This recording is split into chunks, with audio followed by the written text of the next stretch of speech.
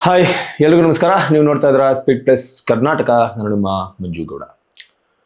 ನಿನ್ನೆ ನಡೆಯಬಾರದಂತಹ ಘಟನೆ ಬೆಂಗಳೂರಿನಲ್ಲಿ ನಡೆದಿದೆ. ಮೋಸ್ಟ್ಲಿ ಈ ತರಹದ ಒಂದು ಘಟನೆಗೆ ಬೆಂಗಳೂರು ಇವತ್ತಿನವರೆಗೂ ಸಹ ಸಾಕ್ಷಿಯಾಗಿರಲಿಲ್ಲ ಅಂತ ನನಗನ್ಸುತ್ತೆ. RCB 18 ವರ್ಷಗಳ ಬಳಿಕ ಕಪ್ಪನ್ನು ಗೆದ್ದರೂ ಸಹ ಆ ಒಂದು ಖುಷಿ, ಆ ಒಂದು ಸಂಭ್ರಮ ಹೆಚ್ಚು ಗಂಟೆಗಳ ಕಾಲ, ದಿನಗಳ ಕಾಲ ಅಂತಲ್ಲ, ಹೆಚ್ಚು ಗಂಟೆಗಳ ಕಾಲ ಉಳಿಯೋದಕ್ಕೆ ಅವಕಾಶ ಸಿಗಲೇ ಇಲ್ಲ. ಇದಕ್ಕೆ ಕಾರಣ ಯಾರು ಗೊತ್ತಿಲ್ಲ. ಆದರೆ ನಿನ್ನೆ ನಡೆದಂತಹ ಈ ಒಂದು ನೂಕುನುಗ್ಗಲು ಕಾಲ್ ತುಳಿತದಲ್ಲಿ 11 ಮಂದಿ RCBಯ ಅಭಿಮಾನಿಗಳು, ಅಪ್ಪಟ ಲಾಯಲ್ ಅಭಿಮಾನಿಗಳು ತಮ್ಮ ಪ್ರಾಣವನ್ನು ಕಳೆದುಕೊಂಡಿದ್ದಾರೆ. ನಿಜವಾಗ್ಲೂ ಇದು ಬೇಸರದ ಸಂಗತಿ. ಯಾರೆಲ್ಲ ತಮ್ಮ ಪ್ರಾಣವನ್ನು ಕಳೆದುಕೊಂಡಿದ್ದಾರೆ ಅವರ ಮನೆಯವರಿಗೆ ಆ ದೇವರು ಆ ದುಃಖವನ್ನು ಭರಿಸುವಂತಹ ಶಕ್ತಿಯನ್ನು ಕೊಡಲಿ. ಈ ತರಹದ ಘಟನೆಗಳು ಮುಂದಿನ ದಿನಗಳಲ್ಲಿ ಆಗದೇ ಇರುವ ರೀತಿಯಲ್ಲಿ ಸರ್ಕಾರ ಹಾಗೂ ಪೊಲೀಸ್ ಇಲಾಖೆ ಕ್ರಮವನ್ನು ವಹಿಸಲಿ ಅಂತ ಕೇಳ್ಕೊತಾ ಈ ವಿಡಿಯೋನ ಸ್ಟಾರ್ಟ್ ಮಾಡ್ತಾ ಇದ್ದೇನೆ. ಮೊದಲನೇದಾಗಿ, ಈ ಒಂದು ಘಟನೆ ನಡೆದ ಬಳಿಕ, ಈ ಒಂದು ಘಟನೆಯ ಸಲುವಾಗಿ ನಡೆದಂತಹ ಘಟನೆಗಳನ್ನ ಯಾವೆಲ್ಲ ರೀತಿ ಇದೇ ಸಿಚುವೇಶನ್ ಅನ್ನೋದನ್ನ ಎಕ್ಸ್ಪ್ಲೇನ್ ಮಾಡುವ ಬರದಲ್ಲಿ ಕರ್ನಾಟಕದ ಮಾಧ್ಯಮಗಳು ಸೇರಿದಂತೆ ಕೆಲವು ನ್ಯಾಷನಲ್ ಮೀಡಿಯಾಗಳು ಸಹ ಎಲ್ಲರೂ ಕೂಡ ಬಾಯಿಗೆ ಬಂದಂಗೆ ಬೈತಾ ಇದ್ದಾರೆ. ಯಾರಿಗೆ ಬೈತಾ ಇದ್ದಾರೆ? ಫ್ಯಾನ್ಸ್ಗಳಿಗೆ ಬೈತಾ ಇದ್ದಾರೆ. RCB ತಂಡದ ಅಭಿಮಾನಿಗಳಿಗೆ ಬೈತಾ ಇದ್ದಾರೆ. ಈ ಮೀಡಿಯಾದವರ ಬೈಗುಳ ಯಾವ ರೀತಿ ಇದೆ ಅಂತಂದ್ರೆ, ಇವೆಲ್ಲ ನಿಮಗೂ ಬೇಕಿತ್ತಾ? ಈ ತರಹದ್ದು ಒಂದು ಅಭಿಮಾನ, ಇದೊಂದು ಅಭಿಮಾನನ? ಇದು ಒಂದು ಹುಚ್ಚು ವರ್ತನೆ, ಇದು ಒಂದು ಅತಿರೇಕ. ನೀವು ಮಾಡಿದ ತಪ್ಪಿನಿಂದಾಗಿ, ನಿಮ್ಮ ಅತಿರೇಕದ ಅಭಿಮಾನದಿಂದಾಗಿ, ನೀವು ಅತಿರೇಕದ ವರ್ತನೆಯನ್ನ ಮಾಡಿದ್ದ ಕಾರಣಕ್ಕಾಗಿ ಈ ಸಾವು ಆಗಿದೆ. ಆರಾಮಾಗಿ ಮನೆಯಲ್ಲೇ ಕುತ್ಕೊಂಡ್ಬಿಟ್ಟು ನೀವು ನೋಡ್ಬೋದಾಗಿತ್ತಲ್ಲ. ವಿರಾಟ್ ಕೊಹ್ಲಿ ಅಷ್ಟು ದೂರ ಇರ್ತಾನೆ, ನಿಮ್ ಕಣ್ಣಿಗೆ ಹತ್ರದಿಂದ ಕಾಣಿಸ್ತಾನ? ಟಿವಿ ಆದ್ರೆ ತುಂಬಾ ಹತ್ತಿರದಿಂದ ಕಾಣ್ತಾನೆ ವಿರಾಟ್ ಕೊಹ್ಲಿ, ಅಲ್ಲೇ ಕುತ್ಕೊಂಡು ನೋಡ್ಬೋದಾಗಿತ್ತು. ನೀವೆಲ್ಲ ಮಾಡಿದ್ದಕ್ಕೆ ಈ ರೀತಿ ಆಗಿದ್ದು. ಇದನ್ನೊಂಥರ ಹುಚ್ಚು ಅಂತಾರೆ, ಅತಿರೇಕ ಅಂತಾರೆ, ಇದೊಂಥರ ಅಭಿಮಾನ ಅನ್ನಲ್ಲ, ದುರಭಿಮಾನ ಅಂತಾರೆ. ಈ ರೀತಿ ಸಾಕಷ್ಟು ಟ್ಯಾಗ್ಲೈನ್ ಗಳನ್ನ ಕೊಟ್ಟು ನಿನ್ನೆಯಿಂದ ಮಾಧ್ಯಮಗಳು RCB ಅಭಿಮಾನಿಗಳನ್ನ ಬಾಯಿಗೆ ಬಂದಂಗೆ ಬೈತಾ ಇದ್ದಾರೆ. ಇದು ಒಂದು ಕಡೆ. ಎರಡನೇದಾಗಿ, ಮಾಧ್ಯಮಗಳು ಬಿಂಬಿಸ್ತಾ ಇರುವಂತದ್ದು ಸೆಲೆಬ್ರಿಟಿಗಳನ್ನ, ಕ್ರಿಕೆಟರ್ಗಳನ್ನ, ಇವರಿಗೆ ಇರುವ ಅಭಿಮಾನಿ ಬಳಗವನ್ನ ಕೀಳಾಗಿ ನೋಡುವುದರ ಮೂಲಕ ಸೆಲೆಬ್ರಿಟಿಗಳು ಹಾಗೂ ಕ್ರಿಕೆಟರ್ಗಳನ್ನ ಭಾರತೀಯ ಸೇನೆಯ ಯೋಧರಿಗೆ ಕಂಪೇರ್ ಮಾಡ್ತಾ ಇರುವಂತದ್ದು. ಭಾರತೀಯ ಸೇನೆಯ ಯೋಧರಿಗೂ RCB ತಂಡದಲ್ಲಿರುವ ಕ್ರಿಕೆಟ್ ಆಟಗಾರರಿಗೂ ಎಲ್ಲಿಂದ ಎಲ್ಲಿಯ ಸಂಬಂಧ? ಕೆಲವೊಂದು ಮಾಧ್ಯಮಗಳಲ್ಲಿ ಹೇಳ್ತಾರೆ, ದೇಶ ಕಾಯುವ ಯೋಧ ಸತ್ರೆ ಇಷ್ಟೊಂದು ಜನ ಸೇರಲ್ಲ. ದೇಶ ಕಾಯುವ ಯೋಧ ದೇಶಕ್ಕೋಸ್ಕರ ಪ್ರಾಣವನ್ನ ಕೊಟ್ಟಾಗ ಆತನ ಪಾರ್ಥಿವ ಶರೀರಗಳು ಆತನ ಮನೆ ಮುಂದೆ ಬಂದಾಗ ಅಂತಿಮ ಸಂಸ್ಕಾರದಲ್ಲಿ ಇಷ್ಟೊಂದು ಜನ ಸೇರಲ್ಲ. ದೇಶ ಕಾಯ್ತಾ ಇರುವ ಯೋಧ, ಫಾರ್ ಎಕ್ಸಾಂಪಲ್ ಜಮ್ಮು ಕಾಶ್ಮೀರದಲ್ಲಿರುವ ಯೋಧ ಹಾಸನಕ್ಕೋ, ಮೈಸೂರಿಗೋ, ಬೆಂಗಳೂರಿಗೋ ಬಂದು ಬಸ್ಸನ್ನ ಎಳೆದು ಮನೆಗೆ ನಡ್ಕೊಂಡು ಹೋಗ್ತಾ ಇರ್ಬೇಕಾದ್ರೆ ಯಾರು ಆತನನ್ನ ನೀನ್ ಯಾರು ಅಂತ ಕೇಳೋದಿಲ್ಲ. ಆದ್ರೆ ಸೆಲೆಬ್ರಿಟೀಸ್ಗಳು, ಸಿನಿಮಾದವರು, ಕ್ರಿಕೆಟರ್ಗಳು ಬಂದು ನಿಂತ್ಕೊಂಡ್ರೆ ಏನು ಜನ ಗುಂಪು ಗುಂಪಾಗಿ ಸೇರ್ತಾರಲ್ಲ, ನಮ್ಮ ದೇಶ ಉದ್ಧಾರ ಆಗೋದು ಯಾವಾಗ ಅಂತ ಸೈನಿಕರಿಗೆ ಕಂಪೇರ್ ಮಾಡ್ತಾ ಇದ್ದಾರೆ. ಓಕೆ, ಸೈನಿಕರಿಗೆ ಮಾಧ್ಯಮಗಳು ಕಂಪೇರ್ ಮಾಡ್ತಾ ಇದಾವಲ್ಲ, ಸೆಲೆಬ್ರಿಟೀಸ್ಗಳಿಗೆ ಅಂದ್ರೆ ಸಿನಿಮಾ ಹೀರೋಸ್ಗಳಿಗೆ, IPL ಪ್ಲೇಯರ್ಸ್ಗಳಿಗೆ, ಕ್ರಿಕೆಟರ್ಗಳಿಗೆ ಕೊಡುವಂತ ಒಂದು ಫೋಕಸ್ನ, ಅವ್ರ ಮೇಲೆ ಮಾಡುವಂತಹ ಫೋಕಸ್ನ, ಅವ್ರಿಗೆ ಕೊಡುವಂತಹ ಒಂದು ಅಡ್ವರ್ಟೈಸ್ಮೆಂಟ್ನ ಇದೇ ಮಾಧ್ಯಮಗಳು ಯಾವುದಾದ್ರೂ ಯೋಧನ ಪರವಾಗಿ ಕೊಟ್ಟಿದ್ದನ್ನ ತೋರಿಸ್ಬಿಡಿ ನೋಡೋಣ. IPL ಸ್ಟಾರ್ಟ್ ಆದಾಗ RCB ತಂಡದ ಮೇಲೆ ಎಲ್ಲಾ ಚಾನೆಲ್ಗಳು ಸಹ, ಎಲ್ಲಾ ಮಾಧ್ಯಮಗಳು ಸಹ ಪ್ಯಾಕೇಜ್ ಮೇಲ್ ಪ್ಯಾಕೇಜ್ ಮಾಡ್ತೀರಾ, ಅರ್ಧ ಗಂಟೆ ಪ್ಯಾಕೇಜ್ ಮಾಡ್ತೀರಾ, 1 ಗಂಟೆ ಪ್ಯಾಕೇಜ್ ಮಾಡ್ತೀರಾ. ಯಾಕೆ ಮಾಡ್ತೀರಾ? ಇದೇ RCB ಫ್ಯಾನ್ಸ್, ಇದೇ RCB ಅಭಿಮಾನಿಗಳು ಕುಳಿತುಕೋತಾರೆ, ನೋಡ್ತಾರೆ, ಒಳ್ಳೆ TRP ಬರುತ್ತೆ ಅನ್ನೋ ಕಾರಣಕ್ಕೆ ಡಿಸೈನ್ ಆಗಿರುವ ಕನ್ನಡದ ವರ್ಣಮಾಲೆಯಲ್ಲಿರುವ ಅಕ್ಷರಗಳನ್ನ ಹುಡುಕಿ ಪ್ಯಾಕೇಜ್ ಮಾಡ್ತೀರಾ. ಅರ್ಧ ಗಂಟೆ, 3/4 ಗಂಟೆ, 1 ಗಂಟೆ ಕಿಂಗ್ ಕೊಹ್ಲಿ, ವಿರಾಟ್ ಕೊಹ್ಲಿ, ಕರ್ನಾಟಕದ ದತ್ತುಪುತ್ರ ಪಟೀದಾರ್, ಮಯಾಂಕ್ ಅಗರ್ವಾಲ್, ದೇವದತ್ ಪಡಿಕ್ಕಲ್, ಹೀಗೆ ಎಲ್ಲರ ಹೆಸರನ್ನ ಹೇಳಿ ಮಾಧ್ಯಮಗಳಲ್ಲಿ ಅವರನ್ನ ವೈಭವೀಕರಿಸುವಂತಹ ಪ್ಯಾಕೇಜ್ಗಳನ್ನ ಟಿವಿನಲ್ಲಿ ಪ್ರಸಾರ ಮಾಡಿ ಜನರ ಮನಸ್ಸಿನಲ್ಲಿ ಅವರ ಮೇಲೆ ಅಭಿಮಾನ, ಪ್ರೀತಿ ಹುಟ್ಟೋ ಹಾಗೆ ಮಾಡೋದು ಯಾರು? ಅದಕ್ಕೆ ಕಾರಣ ಯಾರು? ನೇರವಾಗಿ ಮಾಧ್ಯಮಗಳೇ ಅಲ್ವಾ? ಇದೇ ಮಾಧ್ಯಮಗಳು ವಿರಾಟ್ ಕೊಹ್ಲಿ ಅವ್ರ ಬಗ್ಗೆ ಅರ್ಧ ಗಂಟೆ ಪ್ಯಾಕೇಜ್ ಮಾಡೋದು ಬಿಡ್ಲಿ, ಸಿನಿಮಾ ಸ್ಟಾರ್ಗಳ ಬಗ್ಗೆ ಅರ್ಧ ಗಂಟೆ, 1 ಗಂಟೆ ಪ್ಯಾಕೇಜ್ ಮಾಡೋದು ಬಿಡ್ಲಿ. ನಮ್ಮ ಕರ್ನಾಟಕದಲ್ಲಿ ಎಷ್ಟು ಜನ ನಾಗರಿಕರು ಭಾರತೀಯ ಸೇನೆಯಲ್ಲಿ ಸೇವೆಯನ್ನ ಸಲ್ಲಿಸ್ತಾ ಇದ್ದಾರೆ. ಅವ್ರು ಎಲ್ಲರೂ ಮನೆಗೂ ಪ್ರತಿದಿನ ಒಂದೊಂದು ಕ್ಯಾಮ್ರಾನು ರಿಪೋರ್ಟರ್ಗಳನ್ನ ಕಳಿಸ್ಬಿಟ್ಟು ಅವ್ರದ್ದು ಪ್ರತಿದಿನ ಅರ್ಧ ಗಂಟೆ 3/4 ಗಂಟೆ 1 ಅವರ್ ಪ್ಯಾಕೇಜ್ ಮಾಡಿ, ಅವಾಗ ನಾವು ಕೂಡ ಅವರು ರೋಡಲ್ಲಿ ಸಿಕ್ಕಿದ್ರೆ ಅವ್ರನ್ನ ಗುರ್ತಿಡಿದು ಅವ್ರ ಜೊತೆ ಕೂಡ ನಾವು ಸೆಲ್ಫಿ ತಗೋತೀವಿ. ಯಾರಿಗೆ ಗೊತ್ತಿರುತ್ತೆ ಇವರು ರೋಡಲ್ಲಿ ನಡ್ಕೊಂಡು ಹೋಗ್ತಿರ್ಬೇಕಾರೆ ಇವ್ರು ಯೋಧ, ಇವರು ಪೊಲೀಸು, ಯಾವಾಗ್ಲೂ ಅವ್ರು ಪೊಲೀಸ್ ಡ್ರೆಸ್ ಹಾಕೊಂಡಿರ್ತಾರ ಅಥವಾ ಅವ್ರು ಯೋಧರು ಡ್ರೆಸ್ ಹಾಕೊಂಡಿರ್ತಾರ, ಆರ್ಮಿ ಡ್ರೆಸ್ ಹಾಕೊಂಡಿರ್ತಾರ, ಏನ್ ಮಾತಾಡ್ತಿದ್ದಾರೆ ಗೊತ್ತಾಗ್ತಿಲ್ಲ. ಬಟ್ ದೂರ್ತಾ ಇರೋದ್ ಮಾತ್ರ RCB ಅಭಿಮಾನಿಗಳನ್ನ, ಅದ್ರ ಜೊತೆಗೆ RCB ಟೀಮ್ ನಲ್ಲಿರೋರೇನು ದೇಶ ಕಾಯಕ್ ಹೋಗಿದ್ರ, ಮತ್ತೊಂದಕ್ಕೆ ಹೋಗಿದ್ರ, ಅವ್ರು ದೇಶ ಕಾಯಕ್ ಹೋಗಿಲ್ಲ. ಇಷ್ಟು ದಿನ ಯಾಕೆ ಅವ್ರನ್ನ ಹೊಗಳಿ ಅಟ್ಟಕ್ಕೆ ಏರ್ಸಿ ಟಿವಿ ಮುಂದೆ ಕುತ್ಕೊಂಡು ಆ ಪ್ಯಾಕೇಜ್ಗಳನ್ನ ನೋಡ್ತಾ ಇರೋರಿಗೆಲ್ಲ ಅವ್ರ ಮೇಲೆ ಅಭಿಮಾನ, ಅವ್ರ ಮೇಲೆ ದೇವ್ರು ಅನ್ನೋ ಮನೋಭಾವ, ತಮ್ಮ ಪ್ರಾಣವನ್ನು ಲೆಕ್ಕಿಸದೆ ಅವರನ್ನ ಆರಾಧಿಸುವಂತಹ ಒಂದು ಮನಸ್ಥಿತಿ ಬರೋ ಹಾಗೆ ಮಾಡ್ತಾ ಇರೋದು ಯಾರು? ಈ ಪ್ರಶ್ನೆಗೆ ಉತ್ತರ ಯಾರು ಕೊಡಬೇಕು ಗೊತ್ತಿಲ್ಲ. ಇನ್ನು ಮೂರನೇದಾಗಿ RCB ಫ್ಯಾನ್ಸ್ ಕ್ರೇಜ್ ಬಗ್ಗೆ ರಾಜ್ಯ ಸರ್ಕಾರಕ್ಕಾಗ್ಲಿ ಕರ್ನಾಟಕದ ಅಥವಾ ಬೆಂಗಳೂರಿನ ಪೊಲೀಸರಿಗಾಗಿ ಅರಿವಿರಲಿಲ್ವಾ? IPL 2025 ಫೈನಲ್ ಅನ್ನ RCB ಗೆದ್ದ 24 ಗಂಟೆಯ ಒಳಗಾಗಿ ಬೆಂಗಳೂರಿನಲ್ಲಿ ಕಾರ್ಯಕ್ರಮವನ್ನ ಆಯೋಜನೆ ಮಾಡಬೇಕು ಅನ್ನೋದು ಏನಿತ್ತು? ಟೈಮ್ ತಗೋಬೇಕಾಗಿತ್ತು. ನಿಮಗೆ ಈ ಪ್ರಿಪರೇಷನ್ ನ ಮಾಡ್ಕೊಳ್ಳೋದಕ್ಕೆ ಆಗಿಲ್ಲ. ಈ ಪ್ರಿಪರೇಷನ್ ನ ಮಾಡ್ಕೊಳ್ಳೋದಕ್ಕೆ ನಮ್ಮಲ್ಲಿ ಸಾಕಷ್ಟು ಪೊಲೀಸ್ ಸಿಬ್ಬಂದಿ ಇಲ್ಲ ಅನ್ನೋದು ನಿಮಗೆ ಗೊತ್ತಿದ್ದ ಮೇಲೆ ಈ ಕಾರ್ಯಕ್ರಮವನ್ನ 1 ದಿನ ಅಥವಾ 2 ದಿನ ಅಥವಾ 3 ದಿನ ಪೋಸ್ಟ್ಪೋನ್ ಮಾಡಬಹುದಾಗಿತ್ತಲ್ಲ.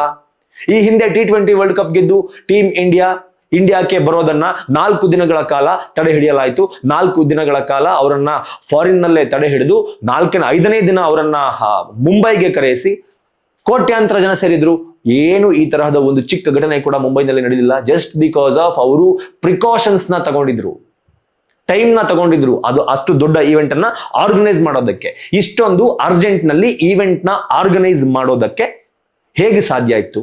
ಸಾಧ್ಯ ಇರ್ಲಿಲ್ಲ ಅಲ್ವಾ? ಸೊ ಸ್ಟಾಪ್ ಮಾಡಬೇಕಾಗಿತ್ತು. ಇದನ್ನ ಸ್ಟಾಪ್ ಮಾಡೋದನ್ನ ಬಿಟ್ಬಿಟ್ಟು ಕಂಟಿನ್ಯೂ ಮಾಡಿಸಿದ್ದು ಯಾರು? ಈ ಪ್ರಶ್ನೆಗೆ ಯಾರು ಉತ್ತರ ಕೊಡಬೇಕು ಗೊತ್ತಿಲ್ಲ. ಇದಾದ ನಂತರ ಸರ್ಕಾರದ ಪರ್ಮಿಷನ್ ಇಲ್ಲದೇನೆ RCB official Instagram page, Twitter page ಹಾಗೂ ಫೇಸ್ಬುಕ್ ಪೇಜ್ಗಳಲ್ಲಿ ಇಂಥ ಸಮಯಕ್ಕೆ RCB ಟೀಮ್ ಕಪ್ನ ಸಮೇತ ಬೆಂಗಳೂರಿಗೆ ಬರ್ತಾ ಇದೆ, ನೀವೆಲ್ಲರೂ ಕೂಡ ಬನ್ನಿ, ಸೆಲೆಬ್ರೇಟ್ ಮಾಡೋಣ, ಪರೇಡ್ ಇರುತ್ತೆ, ರೋಡ್ ಶೋ ಇರುತ್ತೆ. ಈ ರೀತಿ RCBಯ ಮ್ಯಾನೇಜ್ಮೆಂಟ್ ಅಫಿಷಿಯಲ್ ಆಗಿ ಪೋಸ್ಟ್ ಮಾಡಿದ್ದು ಹೆಂಗೆ? ಕರ್ನಾಟಕ ರಾಜ್ಯ ಸರ್ಕಾರದ ಪರ್ಮಿಷನ್ ಇಲ್ಲದೆ, ಬೆಂಗಳೂರು ಪೊಲೀಸರ ಪರ್ಮಿಷನ್ ಇಲ್ಲದೆ, if in case RCB team ನ ಮ್ಯಾನೇಜ್ಮೆಂಟ್ ಈ ರೀತಿಯ ಒಂದು ಪೋಸ್ಟ್ ಮಾಡಿದ್ರೆ ಇದು ಲಿಟ್ರಲಿ RCB ಟೀಮ್ ನ ಮ್ಯಾನೇಜ್ಮೆಂಟ್ ನದ್ದೇ ತಪ್ಪು. If in case government permission ಕೊಟ್ಟಿತ್ತು, ಪೊಲೀಸ್ ಪರ್ಮಿಷನ್ ಕೊಟ್ಟಿತ್ತು, ಅದಕ್ಕೆ ನಾವು ಮಾಡಿದ್ವಿ ಅಂತ RCB ಟೀಮ್ ಮ್ಯಾನೇಜ್ಮೆಂಟ್ ಏನಾದ್ರು ಕ್ಲಾರಿಫಿಕೇಶನ್ ಏನಾದ್ರು ಕೊಟ್ರೆ ಇದು ನೇರವಾಗಿ ಕರ್ನಾಟಕ ರಾಜ್ಯ ಪೊಲೀಸರು ಅಥವಾ ಬೆಂಗಳೂರಿನ ಪೊಲೀಸರು ಅಥವಾ ಕರ್ನಾಟಕ ಸರ್ಕಾರದ ನೇರ ಹೊಣೆ ಆಗುತ್ತೆ. ಯಾಕೆ ಅಂತಂದ್ರೆ ಇಷ್ಟೊಂದು ದೊಡ್ಡ ಇವೆಂಟ್ ಎಲ್ರಿಗೂ ಗೊತ್ತು, ನಮ್ಮಂತ ನಿಮ್ಮಂತ ಸಾಮಾನ್ಯ ಪ್ರಜೆಗಳಿಗೆ ಗೊತ್ತಿರುತ್ತೆ RCB ಫ್ಯಾನ್ಸ್ ಕ್ರೇಜ್ ಎಷ್ಟರ ಮಟ್ಟಕ್ಕೆ ದೊಡ್ಡದಾಗಿದೆ. 18 ವರ್ಷದಿಂದ ಫ್ಯಾನ್ಸ್ಗಳು ಎಷ್ಟು ವೇಟ್ ಮಾಡ್ತಾ ಇದ್ದಾರೆ ಒಂದ್ ಸಿಂಗಲ್ ಕಪ್ಗೋಸ್ಕರ.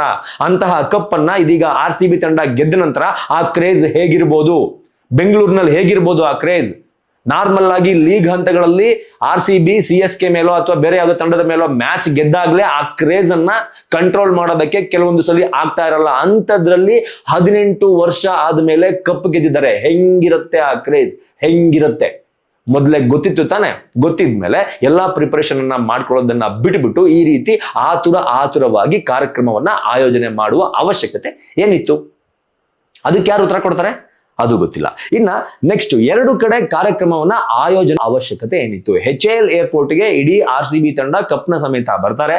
ಅಲ್ಲಿಂದ ಅವರನ್ನ ಒಂದು ಹೋಟೆಲ್ಗೆ ಕರೆದುಕೊಂಡು ಹೋಗಲಾಗತ್ತೆ. ಅಲ್ಲಿ ಒಂದ್ ಸ್ವಲ್ಪ ಹೊತ್ತು ವಿಶ್ರಾಂತಿ ತೆಗೆದುಕೊಂಡು ಫ್ರೆಶ್ ಅಪ್ ಆಗಿ ಅಲ್ಲಿಂದ ನೇರವಾಗಿ ವಿಧಾನಸೌಧಕ್ಕೆ ಕರ್ಕೊಂಡ್ ಬರ್ತಾರೆ. ವಿಧಾನಸೌಧದಿಂದ ನೇರವಾಗಿ ಚಿನ್ನಸ್ವಾಮಿ ಸ್ಟೇಡಿಯಂಗೆ ಕರ್ಕೊಂಡ್ ಬರ್ತಾರೆ. ಇಷ್ಟೊಂದು ಸರ್ಕಸ್ ಯಾಕೆ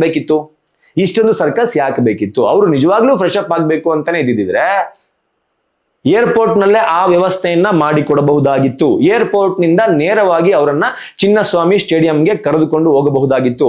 ವಿಧಾನಸೌಧದ ಮುಂದೆ ಕರೆದುಕೊಂಡು ಹೋಗಿ ಅಲ್ಲಿ ಕಾರ್ಯಕ್ರಮವನ್ನ ಆಯೋಜನೆ ಮಾಡಿ ಪ್ರಪಂಚಕ್ಕೆ ತೋರಿಸಿದ್ದೇನು? ಅವರಿಗೆ ಒಂದು ಮೈಸೂರಿನ ಪೇಟ ತೋರಿಸಿದ್ರ, ಒಂದು ಹಾರ ಹಾಕಿದ್ರ, ಒಂದು ಶಾಲ್ ಹಾಕಿದ್ರ? ಇಷ್ಟನ್ನು ಮಾಡೋದಕ್ಕೆ ವಿಧಾನಸೌಧದ ಮುಂದೆ ಒಂದು ಕಾರ್ಯಕ್ರಮ ಆಯೋಜನೆ ಮಾಡುವ ಅವಶ್ಯಕತೆ ಇತ್ತಾ? ಒಂದು ಹಾರ, ಒಂದು ಶಲ್ಯ, ಒಂದು ಪೇಟ ಹಾಕೋದಕ್ಕೆ. ಇದೇ ಹಾರ, ಇದೇ ಶಲ್ಯ, ಇದೇ ಪೇಟನ ಚಿನ್ನಸ್ವಾಮಿ ಸ್ಟೇಡಿಯಂ ಒಳಗಡೆ ಎಲ್ಲಾ ಪ್ಲೇಯರ್ಸ್ಗೂ ಹಾಕಿದ್ರೆ ಅವ್ರೇನಾದ್ರು ಹಾಕಿಸ್ಕೊಳ್ಳಲ್ಲ ಅಂತಿದ್ರ? ನಮಗ್ ಮೈಸೂರು ಪೇಟ ಬೇಡ, ಶಾಲ್ ಬೇಡ, ನಿಮ್ ಹಾರ ಬೇಡ, ನಿಮ್ ಸನ್ಮಾನ ಬೇಡ, ನಾವು ಕನ್ನಡ ಫ್ಲಾಗ್ ಇಟ್ಕೊಳ್ಳಲ್ಲ ಅಂತ ಏನಾದ್ರು ಸ್ಟೇಡಿಯಂ ಒಳಗಡೆ RCB ಪ್ಲೇಯರ್ಸ್ ಹೇಳ್ತಾ ಇದ್ರ? ಇಲ್ವಲ್ಲ, ಹೇಳ್ತಾ ಇರ್ಲಿಲ್ಲ. ಅದನ್ನು ಕೂಡ ಮಾಡಿಲ್ಲ.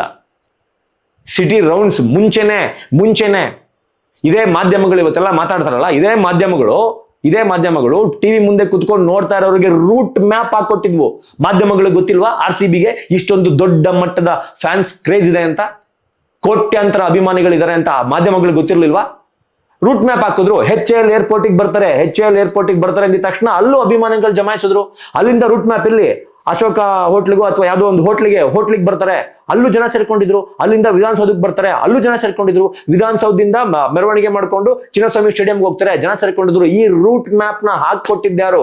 ಜನ ಸೇರಂಗೆ ಆಗಿದ್ಯಾರಿಂದ? ಜನ ಸೇರೋದಕ್ಕೆ ಸುದ್ದಿಯನ್ನ ಬಿತ್ತರಿಸಿ ಕಾರಣ ಆದವ್ರು ಯಾರು? ಇದಕ್ಕೆ ಯಾರು ಉತ್ತರ ಕೊಡ್ತಾರೆ? ಇದಕ್ಕೂ ಯಾರು ಉತ್ತರ ಕೊಡಲ್ಲ. ಬಟ್ ಫ್ಯಾನ್ಸ್ ನ ಮಾತ್ರ ಬಾಯಿಗೆ ಬಂದಂಗೆ ಬೈತಾ ಇದ್ದಾರೆ. ಎರಡು ಕಡೆ ಕಾರ್ಯಕ್ರಮವನ್ನ ಆಯೋಜನೆ ಮಾಡುವ ಬದಲು ಒಂದೇ ಕಡೆ ಕಾರ್ಯಕ್ರಮವನ್ನ ಆಯೋಜನೆ ಮಾಡಿದಿದ್ರೆ ಚಿನ್ನಸ್ವಾಮಿ ಸ್ಟೇಡಿಯಂನ ಒಳಗಡೆ ಈ ತರಹದ ದುರಂತ ನಡೆಯೋದಕ್ಕೆ ಸಾಧ್ಯನೇ ಇರಲಿಲ್ಲ. ಇನ್ನ ಮುಂಬೈನಲ್ಲಿ ಆಗಿದ್ದು ಕರ್ನಾಟಕದಲ್ಲಿ ಯಾಕೆ ಆಗ್ತಾ ಇಲ್ಲ ಅಂದ್ರೆ, ಈ ಹಿಂದೆ T20 ವರ್ಲ್ಡ್ ಕಪ್ ಗೆದ್ದಾಗ ನಾನು ಆಗ್ಲೇ ಹೇಳಿದ್ನಲ್ಲ, 4 ದಿನ ಬಿಟ್ಟು ಟೀಮ್ ಇಂಡಿಯಾನ ಫಾರಿನ್ ನಿಂದ ಮುಂಬೈಗೆ ಕರೆಸ್ತಾರೆ. ಮುಂಬೈಗೆ ಕರೆಸಿ ಅಲ್ಲಿ ಹತ್ತಿರ 1 ಕೋಟಿ ಜನ ಸೇರಿದ್ರು ಅಂತ ಹೇಳಲಾಗುತ್ತೆ. ಆದ್ರೂ ಕೂಡ ಈ ರೀತಿಯ ಘಟನೆಗಳು ನಡೆದಿರಲಿಲ್ಲ. ಯಾಕೆ ಅಂತಂದ್ರೆ ಅಲ್ಲಿ ಈ ರೀತಿಯ ರೋಡ್ ಶೋಗೆ, ಫ್ಯಾನ್ಸ್ ಕ್ರೇಜ್ಗೆ ಪ್ರಿಪರೇಷನ್ ಅನ್ನ ಮಾಡ್ಕೊಳ್ಳೋದಕ್ಕೆ ಮುಂಬೈ ಸರ್ಕಾರಕ್ಕೆ ಅಥವಾ ಮಹಾರಾಷ್ಟ್ರ ಸರ್ಕಾರಕ್ಕೆ, ಮುಂಬೈನ ಪೊಲೀಸರಿಗೆ 4 ದಿನಗಳ ಕಾಲಾವಕಾಶ ಇತ್ತು. ಹಾಗಾಗಿ ಈ ತರಹದ್ದು ನಡೆಯಲಿಲ್ಲ. ಈ ರೀತಿ ಇಷ್ಟೊಂದು ಜನ ಬೆಂಗಳೂರಿನಲ್ಲಿ ಸೇರ್ಕೊಳ್ಳೋದಕ್ಕೆ ಕಾರಣ ಏನು? ಯಾರಾದ್ರೂ ಯೋಚನೆ ಮಾಡಿದಿರಾ? I don't know. ಈ ರೀತಿ ಬೆಂಗಳೂರಿನಲ್ಲಿ ಇಷ್ಟೊಂದು ಜನ ಸೇರ್ಕೊಳ್ಳೋದಕ್ಕೆ ಕಾರಣ ಏನಪ್ಪಾ ಅಂತಂದ್ರೆ, ಈ ಹಿಂದೆ IPL ನಲ್ಲಿ ಮುಂಬೈ ಕಪ್ ಗೆದ್ದಾಗ ಮುಂಬೈನಲ್ಲಿ ಸೆಲೆಬ್ರೇಷನ್ ಜೋರಾಗುತ್ತೆ, ಮುಂಬೈನಲ್ಲಿ ರೋಡ್ ಶೋಗಳು ನಡೆಯುತ್ತೆ. ಅದನ್ನ ನೋಡಿ ನಮಗೂ ಕೂಡ ಆಸೆ ಆಗ್ತಾ ಇತ್ತು RCB ಅಭಿಮಾನಿಗಳಿಗೆ. ಚೆನ್ನೈ ಕಪ್ ಗೆದ್ದಾಗ ಚೆನ್ನೈನಲ್ಲೂ ರೋಡ್ ಶೋ ಆಗುತ್ತೆ, ಅಭಿಮಾನಿಗಳು ಹಬ್ಬ ಮಾಡ್ತಾರೆ, ಜಾತ್ರೆ ತರ ಸೆಲೆಬ್ರೇಟ್ ಮಾಡ್ತಾರೆ ಕಪ್ ಗೆದ್ದಿದ್ದನ್ನ ಚೆನ್ನೈನಲ್ಲೂ ಕೂಡ. ಅದನ್ನ ನೋಡಿ ನಮಗೂ ಆಸೆ ಆಗ್ತಾ ಇತ್ತು. ಗುಜರಾತ್ ಗೆದ್ದಾಗ ಗುಜರಾತ್ ನಲ್ಲಿ ಸೆಲೆಬ್ರೇಷನ್ ಮಾಡ್ತಾರೆ, ಹೈದರಾಬಾದ್ ಗೆದ್ದಾಗ ಹೈದರಾಬಾದ್ ನಲ್ಲಿ ಸೆಲೆಬ್ರೇಷನ್ ಮಾಡ್ತಾರೆ. ಈ ರೀತಿಯ ಒಂದು ಸೆಲೆಬ್ರೇಷನ್ ನಮ್ಮ ಕರ್ನಾಟಕದಲ್ಲಿ, ನಮ್ಮ ಬೆಂಗಳೂರಿನಲ್ಲಿ ಆಗ್ತಾ ಇಲ್ವಲ್ಲ? RCB ಫ್ಯಾನ್ಸ್ ನಾವು ಈ ತರದ ಒಂದು ರೋಡ್ ಶೋನ ಮಾಡೋದಕ್ಕೆ ಆಗ್ತಾ ಇಲ್ಲ, ಒಂದು ಸೆಲೆಬ್ರೇಷನ್ ಮಾಡೋದಕ್ಕೆ ಆಗ್ತಾ ಇಲ್ವಲ್ಲ ಅನ್ನೋ ಒಂದು ಆಸೆ, ಒಂದು ಬೇಸರ ಎಲ್ಲವೂ ಕೂಡ RCB ಅಭಿಮಾನಿಗಳಲ್ಲಿ ಇತ್ತು. T20 ವರ್ಲ್ಡ್ ಕಪ್ ಬರ್ಲಿ ಎಲ್ಲಿಗೋಗುತ್ತೆ? ಬೆಂಗಳೂರಿಗೆ ಬರುತ್ತಾ? ನೋ, ಮುಂಬೈಗೆ ಹೋಗುತ್ತೆ. ಒನ್ ಡೇ ವರ್ಲ್ಡ್ ಕಪ್ ಬರ್ಲಿ ಬೆಂಗಳೂರಿಗೆ ಬರುತ್ತಾ? ನೋ, ಮುಂಬೈಗೆ ಹೋಗುತ್ತೆ. ಯಾವುದೇ ಕಪ್ ಗೆದ್ರು ಕೂಡ ನೇರವಾಗಿ ಆಟಗಾರರು ಮುಂಬೈಗೆ ಹೋಗಿ ಅಲ್ಲಿ ರೋಡ್ ಶೋನ ಮಾಡ್ತಾರೆ. ಭಾರತದ ಬೇರೆ ಯಾವ ನಗರಗಳಲ್ಲೂ ಸಹ ಈ ರೋಡ್ ಶೋಗಳು ನಡೆಯೋದಿಲ್ಲ. For the first time in Karnataka history I think, ಅಥವಾ ಬೆಂಗಳೂರಿನ ಹಿಸ್ಟ್ರಿನಲ್ಲಿ ಈ ತರಹದ ಒಂದು ರೋಡ್ ಶೋ ನಡೆದೇ ಇಲ್ಲ. ಈ ತರಹದ ಒಂದು ರೋಡ್ ಶೋ ನಡಿಬೇಕು ಅಂತಂದ್ರೆ ದೊಡ್ಡ ಪೊಲಿಟಿಷಿಯನ್ಗಳು, ದೊಡ್ಡ ಪೊಲಿಟಿಕಲ್ ಪಾರ್ಟಿಗಳು ಬಿರಿಯಾನಿ, ಎಣ್ಣೆ, ದುಡ್ಡನ್ನ ಕೊಟ್ಟು ಜನರನ್ನ ಸೇರಿಸ್ಬೇಕು.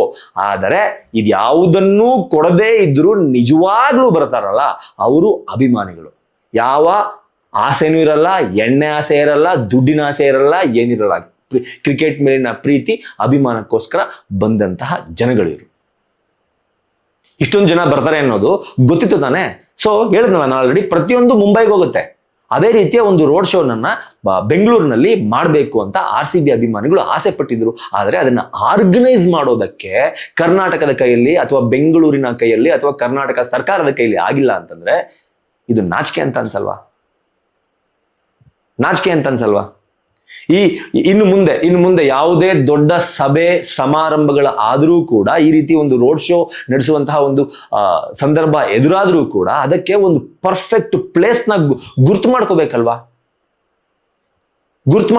ಯಾವ್ದಾದ್ರು ಒಂದು ದೊಡ್ಡ ಸ್ಟೇಡಿಯಂನ ಗುರ್ತು ಮಾಡ್ಕೊಳ್ಳಿ, ಅಥವಾ ಸಿಟಿ ಔಟ್ಸ್ಕರ್ಟ್ ಅಲ್ಲಿ ಯಾವ್ದಾದ್ರು ಒಂದು ರೋಡ್ ನ ಬುಕ್ ಮಾಡ್ಕೊಳ್ಳಿ, ಫ್ಯಾನ್ಸ್ಗಳನ್ನ ಅಲ್ಲಿಗೆ ಬರೋದಕ್ಕೆ ಹೇಳಿ, ಸ್ಟೇಡಿಯಂಗೆ ಬರೋದಕ್ಕೆ ಹೇಳಿ. ಮುಂಚೆನೆ ಒಂದು ಇಂಟಿಮೇಟ್ ಮಾಡಿದ್ರೆ, ಒಂದು ಇನ್ಫಾರ್ಮೇಶನ್ ಕೊಟ್ರೆ, ಏನ್ ಮಾಧ್ಯಮಗಳಲ್ಲಿ ಬರ್ತಾ ಇತ್ತು, HAL ಏರ್ಪೋರ್ಟ್ ಇಂದ ನೇರವಾಗಿ ಹೋಟೆಲ್ ನಿಂದ ನೇರವಾಗಿ ವಿಧಾನಸೌಧದಿಂದ ನೇರವಾಗಿ ಚಿನ್ನಸ್ವಾಮಿ ಸ್ಟೇಡಿಯಂ ಅಂತ ಏನ್ ರೂಟ್ ಮ್ಯಾಪ್ ಬರ್ತಾ ಇತ್ತು, ಅದೇ ರೂಟ್ ಮ್ಯಾಪ್ ನ ಜನಸಂದಣಿ ಕಮ್ಮಿ ಇರುವ ಜಾಗದಲ್ಲಿ ಒಂದು ರೂಟ್ ಮ್ಯಾಪ್ ನ ಹಾಕಿ ಅಲ್ಲೂ ಕೂಡ ಸೆಲೆಬ್ರೇಟ್ ಮಾಡಬಹುದಾಗಿತ್ತಲ್ಲ. RCB ಫ್ಯಾನ್ಸ್ಗೆ ಫಾರ್ ಎಕ್ಸಾಂಪಲ್, ನಿಮಗೆ ವಿಧಾನಸೌಧಕ್ಕೆ ಬರೋರಿಗೆ ಪ್ಯಾಲೇಸ್ ಗ್ರೌಂಡಿಗೆ ಬರೋದೇನು ಕಷ್ಟ ಆಗ್ತಿರ್ಲಿಲ್ಲ.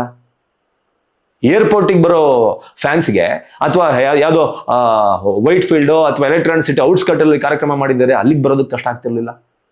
ಬಾಹುಬಲಿ ಅಂಡ್ RRR ಸಿನಿಮಾಗಳು ರಿಲೀಸ್ ಆಗ್ಬೇಕಾದ್ರೆ ದೊಡ್ಡ ಮಟ್ಟದಲ್ಲಿ ಫ್ಯಾನ್ಸ್ಗಳು ಸೇರ್ತಾರೆ ಅಂತ ಸಿಟಿ ಔಟ್ಸ್ಕರ್ಟ್ಸ್ ಅಲ್ಲಿ ಜಾಗ ಮಾಡ್ಕೊಟ್ರಲ್ಲ, ಅದೇ ತರ RCB ಈ ಒಂದು ಸೆಲೆಬ್ರೇಷನ್ಗೆ RCB ಫ್ಯಾನ್ಸ್ಗಳಿಗೂ ಸಹ ಸಿಟಿ ಔಟ್ಸ್ಕರ್ಟ್ ಅಲ್ಲಿ ಜಾಗ ಮಾಡ್ಕೊಡ್ಬೋದಾಗಿತ್ತಲ್ವಾ. ಅದನ್ನ ಬಿಟ್ಟು ಎಲ್ಲರೂ ಕೂಡ ಈಗ ಮಾತನಾಡ್ತಾ ಇರುವಂತದ್ದು ಇದಕ್ಕೆ RCB ಅಭಿಮಾನಿಗಳೇ ನೇರ ಹೊಣೆ. ಇದು ಹುಚ್ಚು ಅಭಿಮಾನ, ಇವರಿಗೆ ಬುದ್ಧಿ ಇಲ್ಲ. ಇವರಿಗೆ ಇವರ ಮಾತೆತ್ತಿದ್ರೆ ಇವರ ಅಪ್ಪ ಅಮ್ಮ ಮನೆಯವ್ರನ್ನ ನೋಡ್ಕೊಳ್ಳಿ, ದೇಶದ ಯೋಧರನ್ನ ಕಂಪೇರ್ ಮಾಡಿ, ಎಲ್ಲಿಂದ ತಗೊಂಡೋಗಿ ಎಲ್ಲೆಲ್ಗೋ ಕಂಪೇರ್ ಮಾಡಿ ಇವರ ಅಭಿಮಾನವನ್ನ ಹೀಯಾಳಿಸುವ ಕೆಲಸವನ್ನ ಪ್ರತಿ ಸಾರಿ ಮಾಡೋದನ್ನ ಮೊದಲು ನಿಲ್ಲಿಸಬೇಕು.